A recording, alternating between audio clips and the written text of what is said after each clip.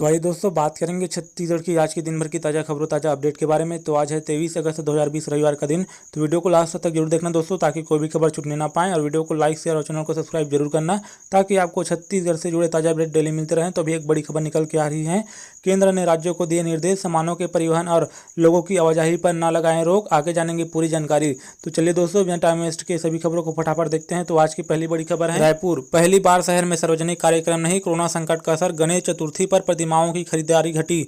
तो रायपुर में 11 दिनों तक धूमधाम से मनाया जाने वाला एकमात्र उत्सव इस बार फीका है। शहर में बनने वाले करीब 150 पूजा पंडाल इस बार नजर नहीं आएंगे। कोरोना का असर गणेश उत्सव के बाजार के साथ इससे जुड़े आयोजनों पर पड़ा है। शनिवार को गणेश चतुर्थी के दिन सुबह से ही बाजार की आधी प्रतिमाएं बिक जाया करती थी, मगर दोपहर तक दुकानदार ग्राहकों के इंतजार में रहे। घरों में भी हर साल आयोजन करने वाले लोग भी इस बार प्रतिमाएं कम ही स्थापित कर रहे हैं। पहला मौका है जब शहर में एक भी गणपति पंडाल नहीं मनाया गया है। तो लगभग शहर के हर घर में मनाया जाने वाला इस उत्सव में कोरोना संकट की वजह से लोगों में उत्साह कम है। सदर बाजार में प्रतिमाओं की दुकान लगाने वाले अनिल प्रजापति ने बताया कि पिछले 2 दिनों में जो उम्मीद थी उससे बेहद कम प्रतिमाएं बिकी। कीमतों पर भी असर पड़ा है। बीते साल 1000 में बिकने वाली प्रतिमाओं को अब 600 रुपये में बेच रहे हैं। पूरे बाजार में गणेश चतुर्थी के दिन दोपहर तक 80% प्रतिमाएं बिक जाती थी। इस बार इसी तादाद में मूर्तियां बची हुई हैं।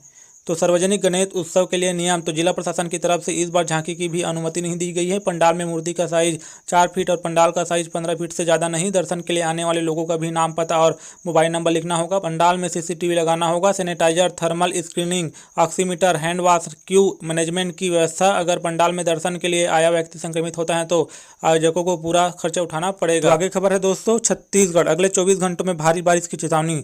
तो रायपुर देश भर में बारिश का कहर जारी है। मौसम विभाग की ताज़ा चेतावनी के मुताबिक अगले 24 घंटों में छत्तीसगढ़ समेत कई पड़ोसी राज्यों में भारी बारिश हो सकती है। मौसम विभाग ने अगले 24 घंटों में छत्तीसगढ़ के अलावा उड़ीसा, मध्य प्रदेश, राजस्थान और बंगाल के दक्षिणी हिस्सों में भारी बारिश होने का अनुमान जताया है। विभाग के मुताबिक शनिवार और रविवार को इन क्षेत्रों में भारी बारिश होगी। इसके साथ ही इन इलाकों में 45 से 55 किलोमीटर प्रति घंटे की गति से हवाएं चलने का भी पूर्वानुमान जताया है। विभाग ने मध्य प्रदेश के 6 जिलों होशंगाबाद, जबलपुर, बैतूल, नरसिंहपुर, सिवनी और हरदा जिले को रेड अलर्ट जारी किया है। वहीं राज्य के 12 जिले व महाराष्ट्र के कुछ इलाकों को लेकर ऑरेंज अलर्ट जारी किया है। ओडिशा के तटीय इलाकों में रहने वाले मछुआरों को अगले 24 घंटे के दौरान समुद्र में न जाने की चेतावनी जारी की है। तो रायपुर समेत कई जिलों में होगी बारिश। तो रायपुर, बिलासपुर, सरगुजा और बस्तर संभाग में बारिश हो सकती है। बता दें कि बस्तर संभाग में पिछले कई दिनों से लगातार बारिश के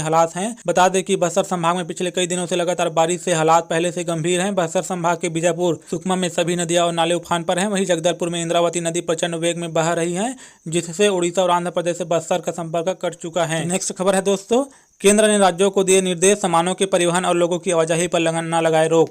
तो नई दिल्ली, केंद्रीय गृह मंत्रालय ने सभी राज्यों के मुख्य सचिवों को पत्र लिखा है, जिसमें राज्य के भीतर व एक राज्य से दूसरे राज्य में व्यक्तियों और सामान के आवागमन पर कोई पाबंदी नहीं लगाने के निर्देश दिए हैं। तो पत्र में कहा गया है कि ऐसा कोई भी प्रतिबंध केंद्रीय गृह मंत्रालय द्वारा जारी किए निर्देशों के उल्लंघन माना जाएगा। अनलॉक 3 के दिशा निर्देशों की ओर ध्यान दिलाते हुए भल्ला ने कहा कि ऐसी पाबंदियों से माल और सेवाओं के अंतर्राज्यीय आवागमन में दिक्कतें पैदा होती हैं और इससे आपूर्ति श्रृंखला पर असर पड़ता है। इस वजह से आर्थिक गतिविधि या रोजगार में अवरोध पैदा होता है।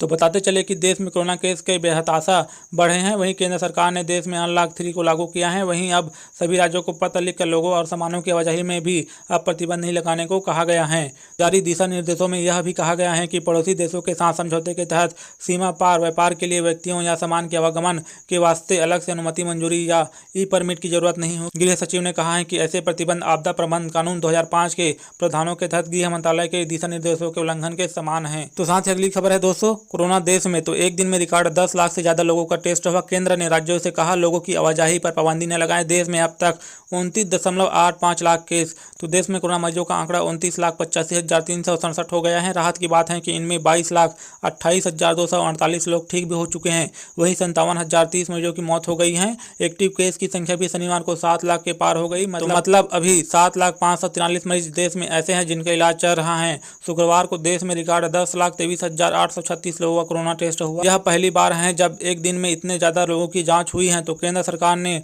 अब इसे बढ़ाकर 15 लाख प्रतिदिन करने की तैयारी में है। सरकार के मुताबिक जितने ज्यादा लोगों की जांच होगी, संक्रमण को उतनी ही तेजी से फैलने से रोका जा सकेगा। तो नेक्स्ट अपडेट है दोस्तों, रायपुर में प्रदर्शन। तो परीक्षा पास करने के बाद भी अटकी शिक्षक भर्ती। अभ्यर्थियों का फूटा गुस्सा, हाथों में तख्तियां लेकर सड़क पर उतरे।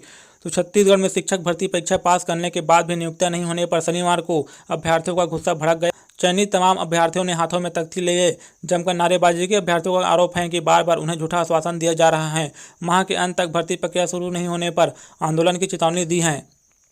तो रायपुर स्थित बूढ़ा तालाब के धरना स्थल पर शनिवार को चयनित अभ्यर्थी हाथों में शिक्षक भर्ती जल्दी हो नारे लिखी तख्तियां लेकर एकत्र हो गए। उन्होंने नारेबाजी कर प्रदर्शन किया। अभ्यर्थियों का कहना है कि शिक्षा मंत्री बार बार कहते हैं कि कोरोना काल खत्म होने के बाद प्रक्रिया शुरू होगी। ये कोरोना काल कब खत्म होगा?